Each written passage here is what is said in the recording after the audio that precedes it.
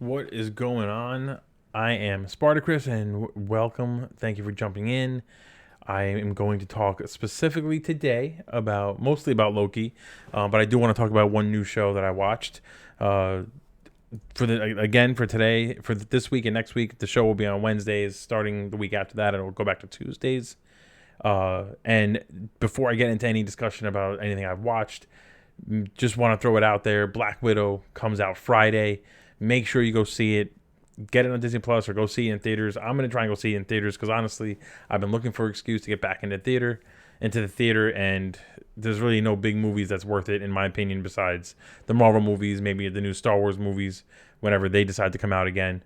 And that's kind of what I'm waiting for. So I've been waiting for Black Widow. I think it's long overdue for this movie to come out. It looks amazing in the trailers, so make sure you go watch it. And then again, last thing before I get into anything, make sure if you don't already, Generational Gaming and Entertainment Network, join us, follow us on Facebook, Twitter, Twitch, Snapchat, Instagram, TikTok. We're on all the good stuff. And Facebook is probably the big one. That's where you get a lot of the announcements, any of the upcoming tournaments or giveaways. We're still trying to give away some goods. We have merchandise right now we're trying to give away. So make sure you let people know. Hey, Rob Zombie 83, thank you for jumping in. Pancakes. It's been a while since you made me do that, and I kind of missed it, so I'm glad you made me do that. Before I get into Loki, let me just briefly talk about this new show. It's new in the sense that season 2 came out a few weeks ago, but it's not new in the sense that it just started this year. This is season 2. It's a shortish kind of show. Only 8 episodes. They're not half hour to 40-minute long episodes. It's a zombie show, but it's basically a way more intense version, in my opinion, of The Walking Dead. The zombies are kind of like the zombies from Zombieland. They're fast. They're relentless. It's brutal. It's kind of an edgier seat show. So if you're looking to just kind of relax and watch some TV, this is not what I would recommend. This is something that if you want to really kind of feel agita for 6 hours straight, then you give the show a chance.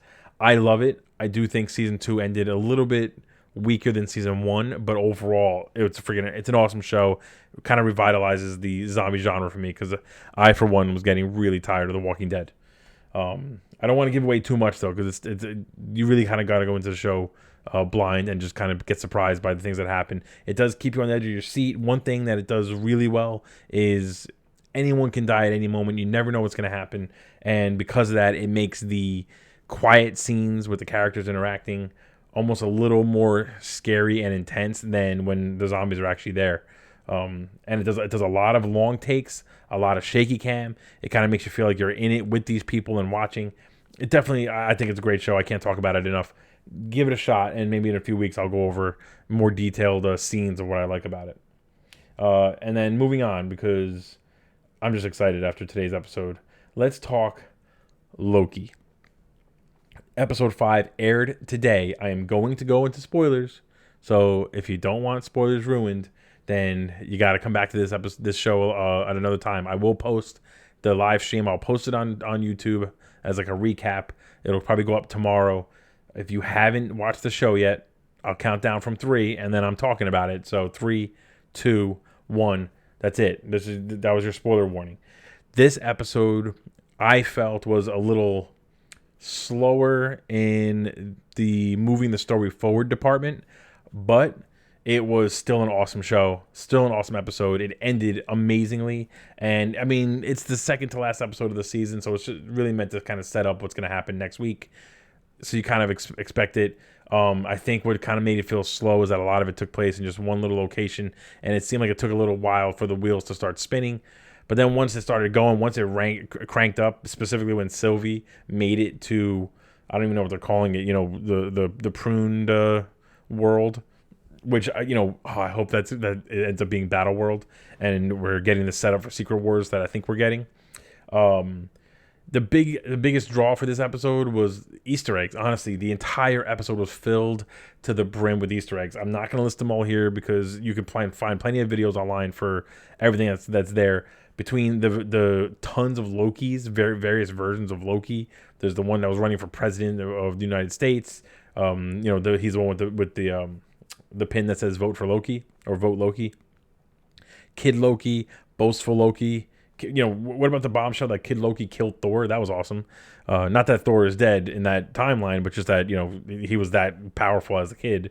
And then also as a nice little fun Easter egg, he gives our Loki, I guess we'll call him 2012 Loki, the his weapon from the comic books. At the end, he gives him like a dagger, a little tiny sword kind of thing that goes up in flames when Loki starts using it.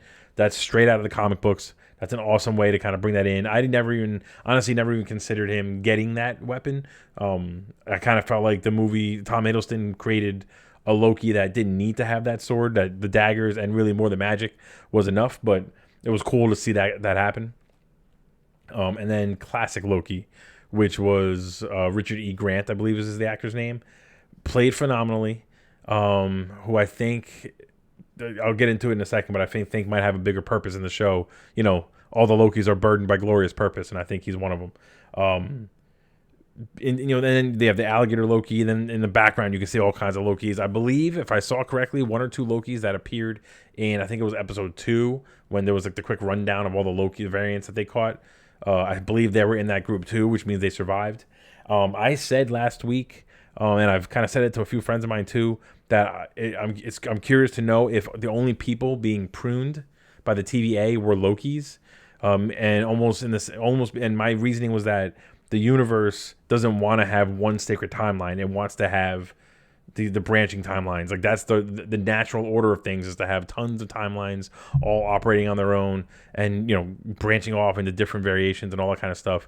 And the fact that the TVA is trying to keep one timeline consistent is a problem. And Sylvie said, I think last episode or 2 episodes ago, that the universe manifests chaos. It doesn't want to be organized. And I believe that manifestation, according to the show, is the Lokis. So it makes sense to me. It made sense to me before that the only people who were breaking timelines were Lokis. And when you looked around too, you really only saw Loki as the person, and besides what Miss Minutes showed, creating these branch timelines. So I'm wondering if this episode, besides Mobius, everyone else in that universe, in this time at the end of time, or place at the end of time, was a Loki. So I think it kind of hits that theory right on the head. And that kind of leads me to my biggest theory, which is that the big bad still might be Kang. We got a lot of hints towards Kang. It most likely is not going to be Kang, I think, or if it is, we're not going to find out about Kang this next week, because at the end of WandaVision, we didn't see any big bad thing about Mephisto. It ended up being, what's her name, Agatha. So my big theory, this is my outside the box thinking kind of theory for next week, for the finale of the show Loki, is we got that moment where classic Loki talked about how he was able to manifest an image of him so lifelike that Thanos actually thought he killed him, and instead he escaped death. What if at the end, when he was doing his magic to bring Asgard back and distract Alioth, what if that was him manifesting again another version of himself to almost like fake his death? And what if he's the mastermind? He's the one behind the curtain. What if we find out that portal that they walk into at the end, they're going to meet him, and maybe he allowed them to come through somehow, or help them get through, because he's lonely again, which is what made him come out of hiding the first time. And he knows that maybe they can help him, control the timelines, or he thinks they might be able to control the timelines. Who knows? Rob Zombie says they showed someone getting pruned in episode 1. 2012 Loki got his ticket. Ooh, that's a good point. So I don't remember if we ever got that person's name. I mean, they could have called him anything, and we could have found out that he was a Loki. But we got no information about that, and that's the only other person that we saw get pruned besides Mobius. But Mobius is more of like wasn't a planned pruning. It was more of like oh shit, this guy knows too much, let me just take him out. Again, I mean, that's one thing. I mean, I guess the argument could be made that if people were pruned, Lokis know how to survive, and they're getting to this place, and Alioth is eating them up before they can go in hiding. But I mean, it's hard to believe that the only people who could survive are Lokis if they're pruning a ton of people.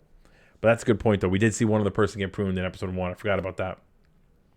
So maybe that ruins my theory. But I'm still sticking with my theory. I think that it almost makes more sense that the big bad of this show is going to be another Loki, some Loki who figured out how to control the timelines or how to prune and all that kind of stuff.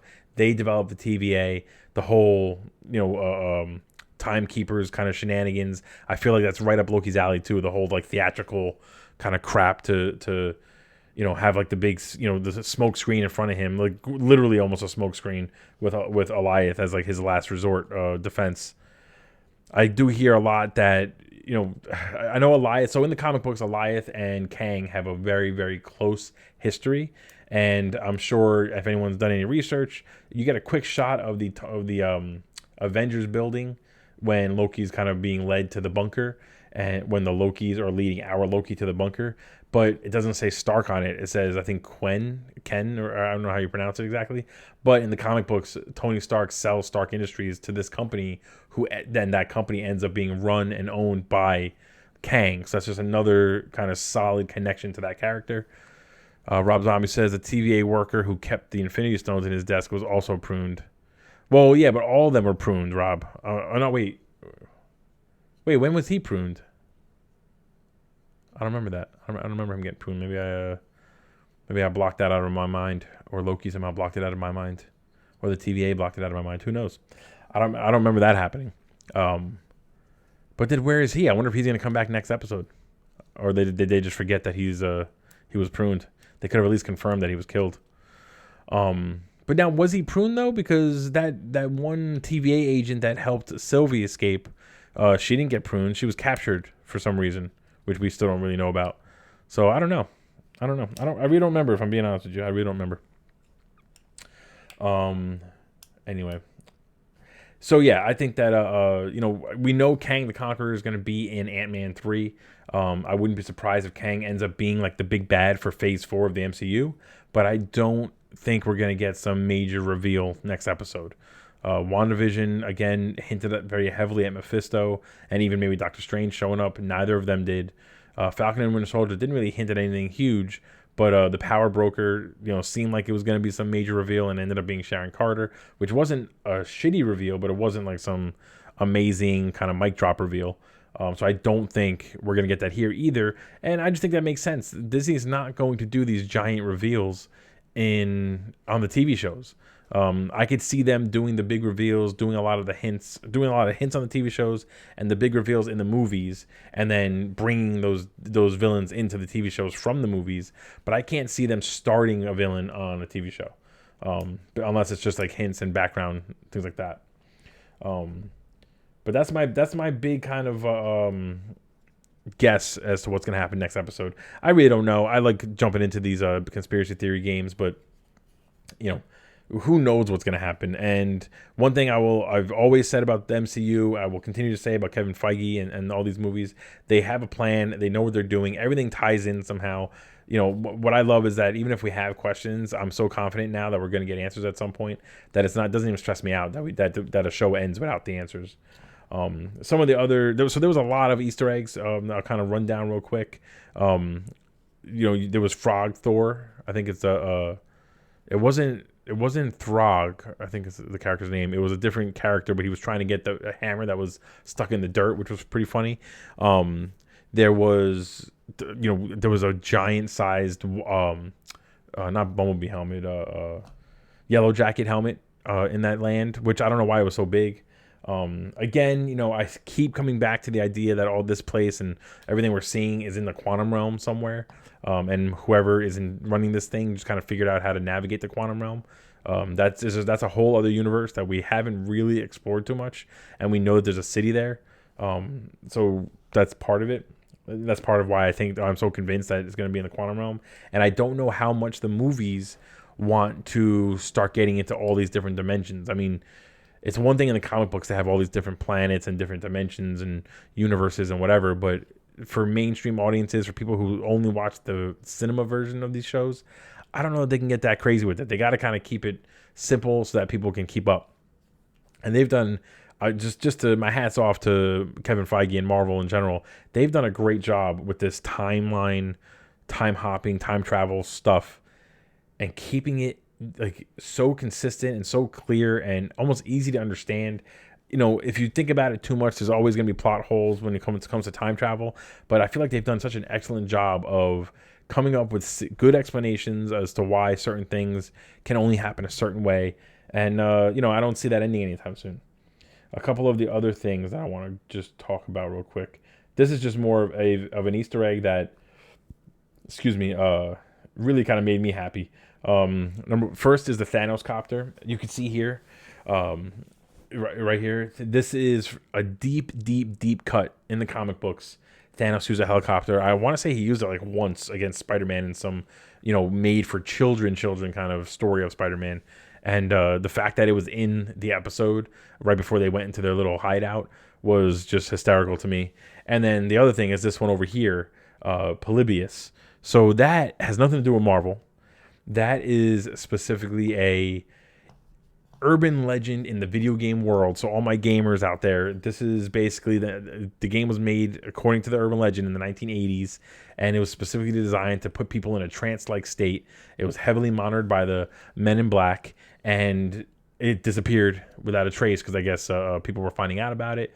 I guess I love how Loki is tying in these like real world events or not real world events, but like these stories or unsolved mysteries or what have you. They had DB Cooper in, I think it was episode 1 and now, or episode 2 maybe, and now they bring this in. This is a real urban myth that people know about, especially if you're a nerd like me and in the gaming industry or in the gaming world. And the fact that it showed up so many times in the bunker when they were hiding out in the background just cracked me up. And I guess the Men in Black could be the TVA. And now that I say that out loud, if Disney can make it happen, I would love to see the Men in Black in the Marvel Universe. That'd be sick. I also brought up this picture here of the last image that we see, which is Loki, our Loki, and Sylvie standing in front of a portal that they opened or unlocked when they mind melded basically with Goliath.